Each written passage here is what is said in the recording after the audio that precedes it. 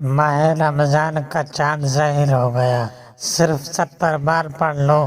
ماہ رمضان کا چاند دیکھ کر جس گھر میں یہ وظیفہ پڑھا جائے گا وہ گھر اسی سال ارب پتی بن جاتا ہے، بے شک آزما لو۔ بسم اللہ الرحمن الرحیم۔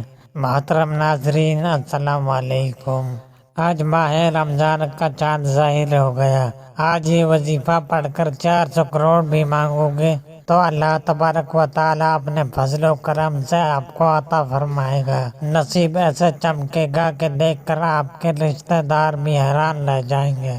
یہ آخری موقع ہے، اور اب جو آنے والا مہینہ ہے وہ ماہ رمضان کا بابرکت مہینہ ہے، اور یہ اسلامی سال کا 9واں مہینہ ہے جو کہ رمضان المبارک کا مہینہ ہے۔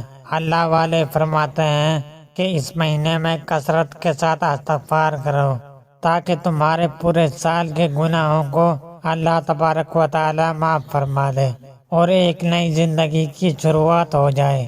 ایک ایسی زندگی کی شروعات جس زندگی میں نہ تکلیف ہو، نہ دکھ درد ہو، نہ کبھی کسی کے سامنے جھکنا پڑے، نہ کبھی کسی سے مانگنا پڑے، نہ در در کی ٹھوکریں کھانی پڑے۔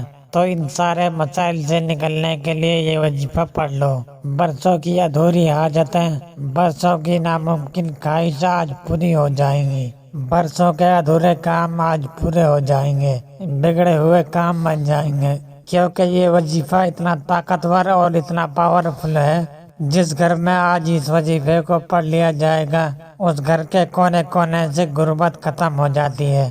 جس گھر میں اس تسبیح کو پڑھ لیا جاتا ہے اس گھر کے کونے کونے سے تنگ دستی ختم ہو جاتی ہے۔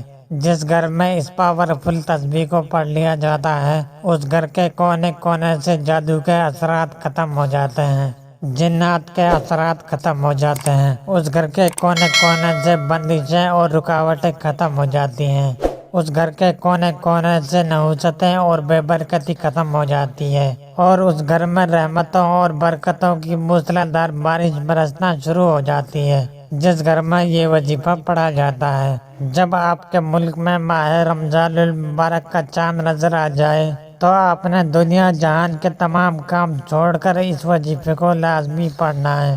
آپ نے اس وظیفے کو کسی صورت نہیں چھوڑنا۔ یہ وظیفہ بہت ہی آسان ہے، آپ میں سے ہر کوئی بڑے آرام سے سکون سے پڑھ لے گا۔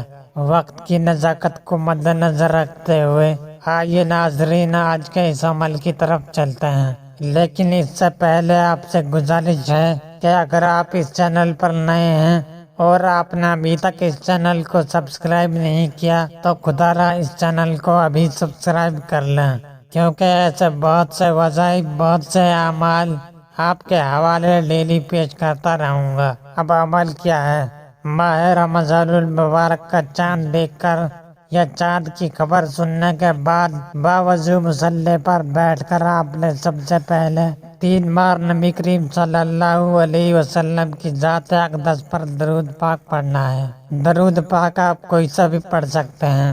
نبی پاک صلی اللہ علیہ وسلم کے پاک فرمان کا مفہوم ہے کہ جو شخص مجھ پر ایک مرتبہ درود بھیجتا ہے اللہ تعالیٰ اس پر 10 رحمتیں نازل فرماتا ہے، اس کے 10 گناہ مٹا دیتا ہے اور اس کے 10 درجات بلند کرتا ہے۔ اس کے علاوہ درود شریف کثرت سے پڑھا جائے تو پریشانیوں سے نجات ملتی ہے۔ 3 بار درود پاک پڑھنے کے بعد آپ نے اپنا جائز مقصد، جائز حاجت کی نیت کرنی ہے۔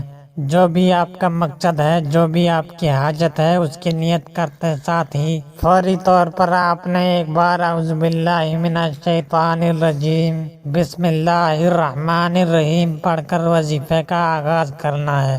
تو اب آپ نے سب سے پہلے نمبر پر جو وظیفہ آپ نے پڑھنا ہے وہ وظیفہ قرآن پاک کی سب سے چھوٹی سورت کا وظیفہ ہے، اور یہ قرآن پاک کی سورت سورہ کوثر ہے۔ سورہ کوثر قرآن مجید کی مختصر ترین سورت ہے جو کہ صرف 3 آیات پر مشتمل ہے، لیکن اس سورت کو دولت والی سورت بھی کہا جاتا ہے۔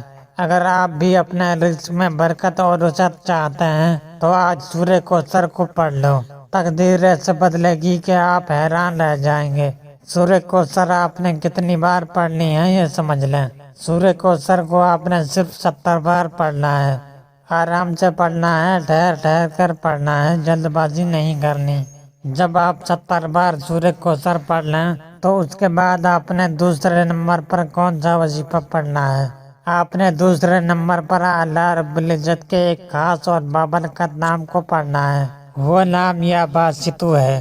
یا باسطو اللہ پاک کی وہ صفت ہے جو غیب سے دولت کے خزانے عطا کرتی ہے، جس کا مطلب ہی ہے غیب سے دینے والی ذات۔ اب ذرا یہ سمجھ لیں کہ آپ نے یا باسطو کو کیسے پڑھنا ہے اور کتنی بار پڑھنا ہے۔ آپ یا باسطو کو اپنے دائیں ہاتھ کی انگلیوں پر پڑھ لیں یا تسبیح کے دانوں پر پڑھ لیں، آپ نے 101 بار پڑھنا ہے، نہ کم پڑھنا ہے اور نہ زیادہ پڑھنا ہے، اچھی طرح گن کر پڑھنا ہے۔ جب اللہ تعالیٰ کو اس کے صفاتی نام یا باسطو سے پکارا جائے تو اللہ فرماتا ہے، یہ کون ہے جو مجھے میرے صفاتی نام سے پکار رہا ہے؟ فرشتے بندے کا نام پیش کرتے ہیں۔ اللہ فرشتوں سے فرماتا ہے، اے فرشتوں، جاؤ اس بندے کی حاجت کو پورا فرما دو۔ تو اس لیے آج آپ نے دوسرے نمبر پر یا باسطو کو 101 بار پڑھنا ہے۔ اب اس کے بعد آپ نے تیسرا اور آخری وظیفہ پڑھنا ہے، اور یہ اللہ تعالیٰ کے صفاتی ناموں کا وظیفہ ہے۔ وہ اللہ تعالیٰ کے صفاتی نام یا غنیوں یا مغنیوں ہیں۔ یا غنیوں کا مطلب ہے غنی کر دینے والی ذات۔ غنی کا مطلب ہے کہ جب کوئی انسان غنی ہو جاتا ہے، جب رب کریم کسی بندے کو غنی کرتا ہے تو اس کی نسلوں تک رزق اور دولت کی کمی نہیں آتی۔ آج میں بھی اور آپ بھی، ہر انسان یہی چاہتا ہے کہ ہمیں دنیا اور آخرت میں کامیابی کے ساتھ رب کی ذات غنی کر دے، ہماری آخرت آسان ہو جائے اور دنیا میں بھی ہم ہر قدم پر کامیابی کو کھلی آنکھوں سے دیکھیں۔ اس کے لیے ضروری ہے کہ آج تیسرے نمبر پر آپ نے یا غنیوں یا مغنیوں کو پڑھنا ہے۔ آپ نے ان دونوں ناموں کو ملا کر پڑھنا ہے۔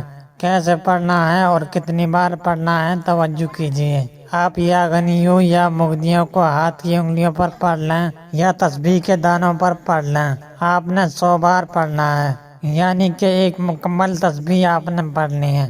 آپ نے یہ 3 اعمال بتائے گئے طریقے، ترتیب اور تعداد میں پڑھنا ہے، کیونکہ یہ وہ اعمال ہیں جو اللہ والوں نے پڑھے اور اسی طریقے سے میں نے آپ لوگوں کے حوالے کیے ہیں۔ اب ان میں غلطی کوتاہی کی ذمہ داری آپ کی ہے۔ ہاں، آپ اگر یہ وظیفہ بتائے گئے طریقے اور ترتیب سے پڑھتے ہیں تو آپ ساری زندگی دعائیں دیں گے کہ واقعی کسی نے کوئی وظیفہ بتایا تھا۔